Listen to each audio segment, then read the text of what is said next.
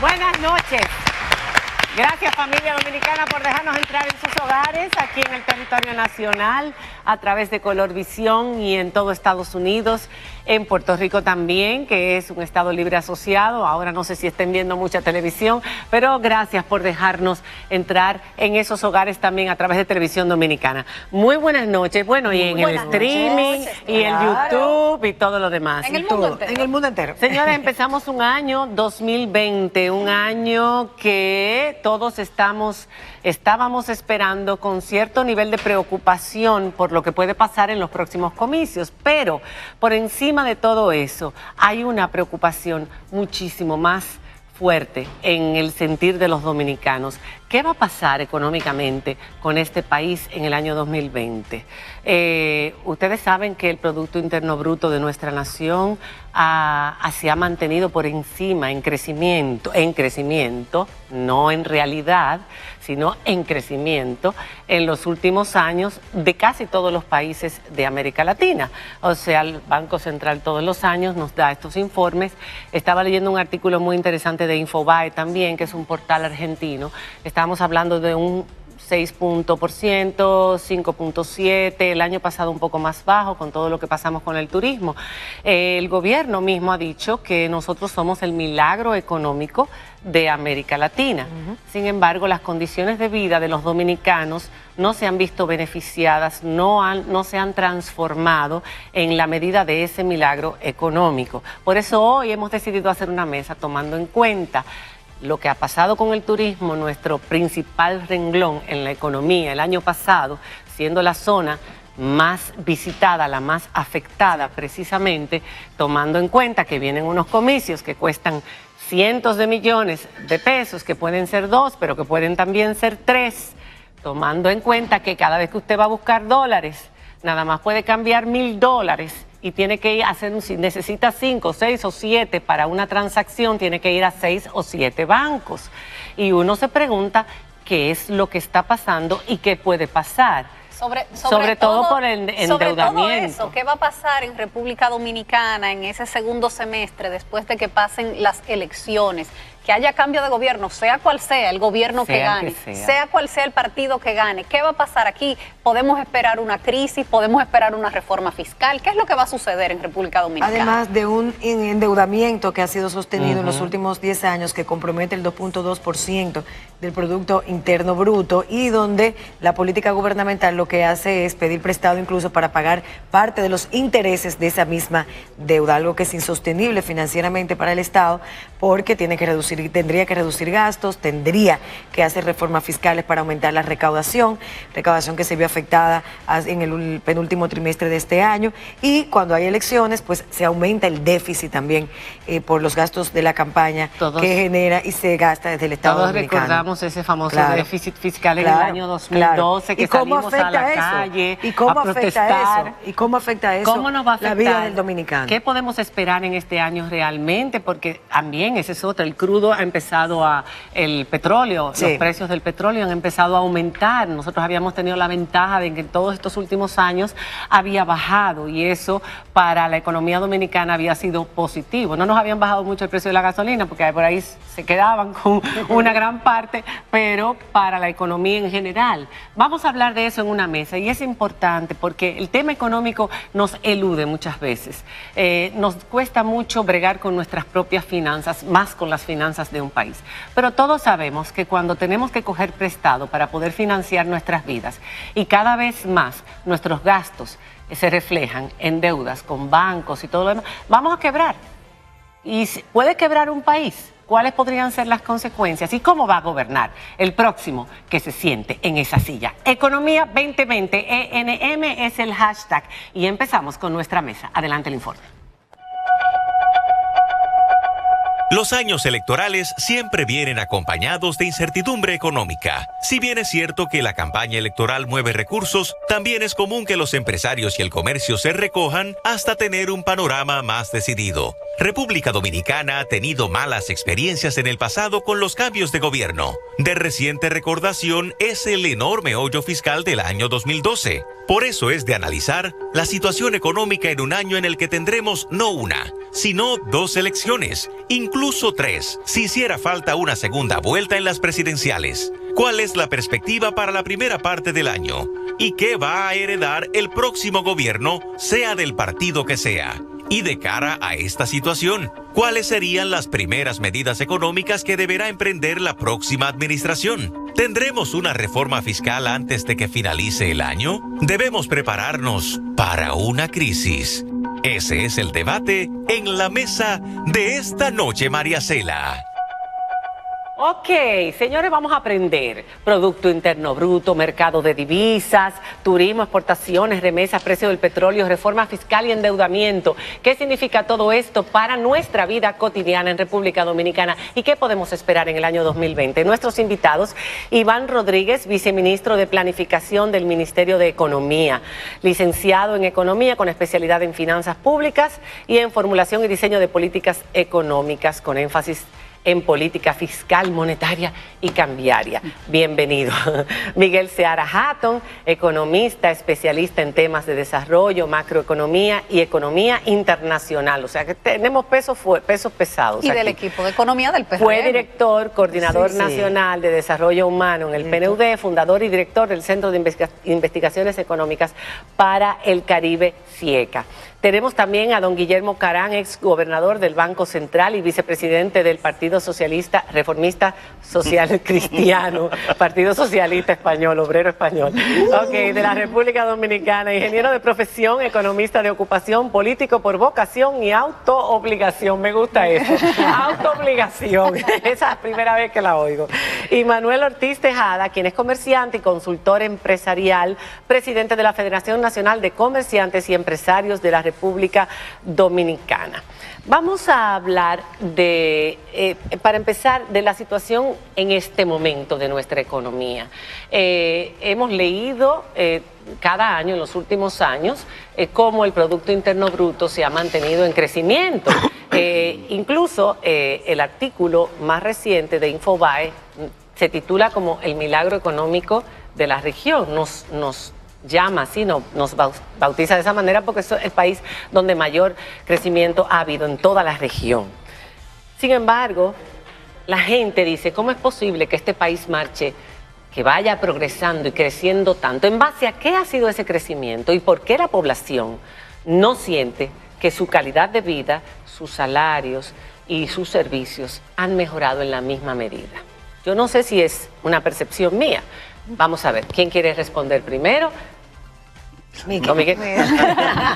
Ni modo, para allá va. Bueno, no, primero la economía dominicana viene creciendo así desde el año de 1950. Tú ves las cifras desde el 50 hasta la actualidad, casi 70 años. Hemos crecido por encima del 5%. Solamente, y hay una diferencia de unas décimas. Salvo momentos de crisis específicos. Sí, en 6 años. Solamente en esos casi 70 años, solamente en 6 ha habido recesión, de los cuales 2 fueron por razones políticas. La de la guerra civil, que cayó la economía un 12%, y en algún momento después de la caída de Trujillo. El resto ha sido crisis económica.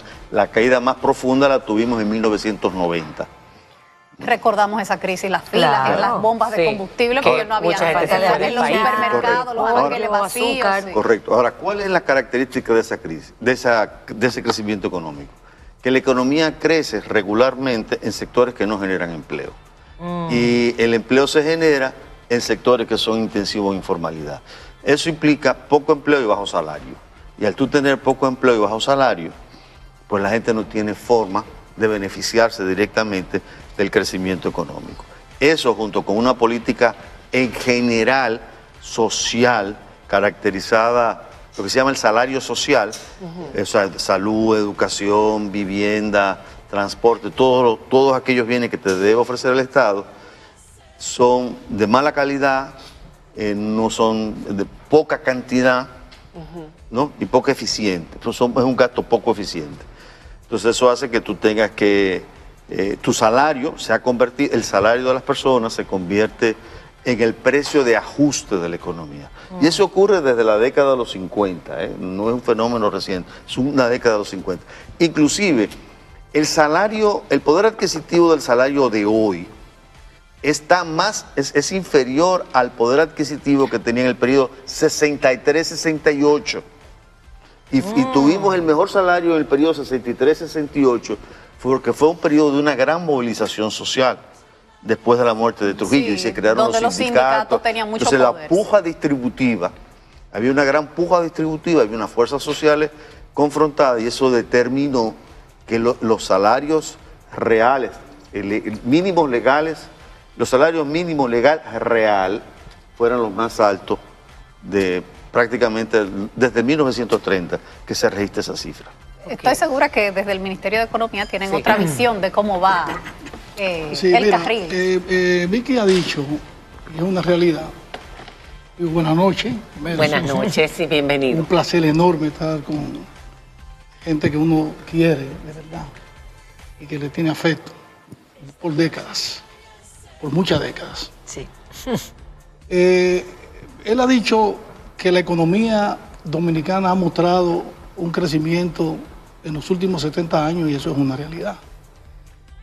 En lo que yo no estoy de acuerdo con él es en el tema de que hace 53 años más o menos, 52, 53 años, el dominicano tenía mejor nivel de vida que el dominicano de hoy. Mejor poder adquisitivo. Eso no es verdad, por una razón. Los economistas que trabajamos con métrica utilizamos la composición de la canasta familiar para determinar cada cierto periodo cuál es el comportamiento del consumo de la familia que son identificadas para establecer esa canasta. Y en la medida en que se concentre el gasto de la familia esencialmente en comprar alimentos, tú puedes decir que esa familia están restringida de una calidad de vida aceptable. En el año 1990, en el año 1991 se cambia el año base del Banco Central. El año base es el año que se utiliza para medir las variables económicas a precio constante o en términos reales. En el año 1991, cuando se producen las reformas económicas estructurales, la tributaria, la arancelaria, la laboral, seguridad social, etc., la canasta familiar hasta antes del 91, que se medía esencialmente en una familia cuyo medio de transporte era una bicicleta, eran 5 personas que vivían en un batey de San Pedro de Macorís, que concentraban alrededor del 90% de su salario en bienes alimenticios. Hoy no es así. Hoy, si tú buscas la composición de la canasta familiar, la proporción que las familias pobres le dedican al consumo de alimentos ha venido cambiando con relación a el consumo de servicios que le dan confort a la familia. Por eso yo difiero en el tema del poder adquisitivo. En el tema del poder adquisitio. Ahora, pero no porque eso se ha vuelto una necesidad, porque antes no era tan necesario tú tener, por ejemplo, adquirir celulares, tener una tarjeta de llamada, pero tener un vehículo, tener por ejemplo. mejor cama, tener mejor techo, tener mejor piso, tener mejor condiciones sanitarias. Ahora, en el tema de la medición del bienestar, ahí hay un problema. Es un problema reciente porque no es sino hasta el estallido de la crisis internacional de 2007. En el año 2010, el economista Joseph Stiglitz, rodeado de alrededor de unos 36 economistas, los cuales 5 eran premio Nobel, hacen un estudio para Nicolás Sarkozy con el objetivo de determinar por qué las economías del mundo estaban creciendo en términos de su Producto Interno Bruto y la población no percibía que estaba bien. Y se determinó, y eso está en el libro Nuestras vidas cuestan, o Medir nuestra vida, se llama el título del libro, que el Producto Interno Bruto, que ni siquiera su creador en el año 1932, el economista Simón Kuhne, lo creó para medir bienestar en una economía, sino para medir determinado grado de avance desde el punto de vista estructural. Hoy existen otros indicadores, y en la economía dominicana, que es el indicador de desarrollo humano, ha mejorado de manera significativa. Y yo lo puedo señalar con el tema de la pobreza. Aquí tenemos especialistas en el tema de la pobreza y hoy los códigos de determinación de pobreza del Ministerio de Economía están disponibles para todo el que lo quiera utilizar. ¿Cuánto ha disminuido la pobreza? En el periodo del presidente Danilo Medina ha caído de 39.6 en el 2013 a 22.3 en el 2018, sumando que es la peras última y manzanas, medición. sumando peras y manzanas no, porque ¿cuál es el problema? Ustedes dicen, la determinación del crecimiento se queda, o sea, no se ve. No se distribuye equitativamente. Pero aquí vemos economistas profesionales que hemos estudiado la economía. Si tú buscas la composición del Producto Interno Bruto, ¿de qué se compone el Producto Interno Bruto? El Producto Interno Bruto se compone por el lado de lo que se llama demanda agregada, de consumo público y de consumo privado, de inversión pública y de inversión privada, de exportaciones, y a todo eso se le restan las exportaciones porque pasa del lado izquierdo como oferta, se le suman al producto y tú tienes entonces lo que son filtraciones y fugas. ¿Cómo está el consumo privado en la República Dominicana? Señores, pero salgan a la calle. Hoy nosotros no vamos a los centros comerciales y nosotros no nos desplazamos en nuestro vehículo y llegamos tarde porque hay tapón. Ese es consumo. Y la inversión. Y lo que se van, los dominicanos que se van para Nueva York, y el hecho de que el 54% de los dominicanos quiere irse. El neto nuestro es favorable. Hay 2 millones de dominicanos en los Estados Unidos y las remesas son una fuente sumamente importante. El 54% se quiere ir. Y en julio del año pasado se hizo una encuesta con una pregunta un poco diferente y hablaba del 70%. Pero la juventud... Pero también tiene mucho que ver con la inseguridad. Bueno, la juventud Miguel, quiere irse el 60% del país. Cuando Iván estaba comentando acerca del índice de la pobreza, tú mencionabas, bueno, porque están mezclando pera con manzana. ¿Qué significa eso? Bueno, que cogieron dos metodologías diferentes y las juntaron. Sin poder hacer eso. Aquí hay una estadística que va hasta el año 2016. Ok. Y es cierto, ha bajado, porque estamos considerando un pico del año 2003-2004. Pero hicieron otra encuesta muy buena, por cierto, una metodología completamente diferente, pero es tan diferente y es tan buena que no es comparable con la que teníamos antes. Entonces, son dos métodos de medición totalmente distintos diferentes y miden dos cosas diferentes. Yo quiero escuchar este lado rapidito antes de que nos vayamos a la pausa y luego con más calma. Sí, miren, ciertamente la República Dominicana ha experimentado un cambio muy radical en cuanto a la forma de hacer negocio y al crecimiento económico de la población. ¿Desde cuándo para cuándo? Yo quisiera que ustedes se recuerden cómo eran los colmados anteriormente. Que cuando ¿Anteriormente a cuándo? Antes del 2000. Antes del 2000. Antes del 2000. Antes del 2000, tú pedías un refresco y te daban un refresco con un papelito para que tú lo limpiaras. Ahora mismo tú vas a cualquier colmado y tú ves un negocio más o menos establecido, con buenos exhibidores, con buenos botelleros, los productos son más higiénicos, tienen balanzas electrónicas, tienen un cambio muy favorable. Ahora, pero eso ha pasado casi en todos los países del mundo, eso no es una exclusividad de la República Dominicana. Pero eso es fruto del crecimiento que ha tenido la República Dominicana. Porque ¿dónde más se ve ese crecimiento? Tú ves en cualquier establecimiento, en las tiendas, en los malls, en los grandes supermercados. ¿A qué se debe ese crecimiento? ¿Al ingreso, a la economía? Porque tenemos una economía básicamente de servicios. Tenemos las remesas, tenemos el turismo, tenemos la minería también, que es un gran ingreso para el tema de la construcción, pero también está el narcotráfico, por ejemplo, que antes no tenía el auge que tiene ahora. Ustedes se recuerdan que la remesa, por ejemplo, que para nosotros juega un papel fundamental. Porque si no fuera por la remesa, aquí la gran mayoría de los pequeños, de los micro, pequeños y medianos comerciantes tuvieran quebrado, porque muchos dominicanos le envían a esos establecimientos para poder sobrevivir inclusive. Ahora, los colmados, los supermercados, todo tipo de negocio ha ido creciendo. Ahora, ¿qué ha pasado en este momento? Que en este momento hay un problema de baja venta, porque no hay suficiente dinero, suficiente circulante, y eso provoca que, por ejemplo... Que la oferta sea mayor que la demanda. Exacto. Ahora mismo, por ejemplo, en diciembre pasado, nosotros pudimos observar establecimientos que estaban como si fuera un mes igual. Un mes cualquiera. Igual pasó el año pasado con las madres, con las fechas especiales que siempre se llenan.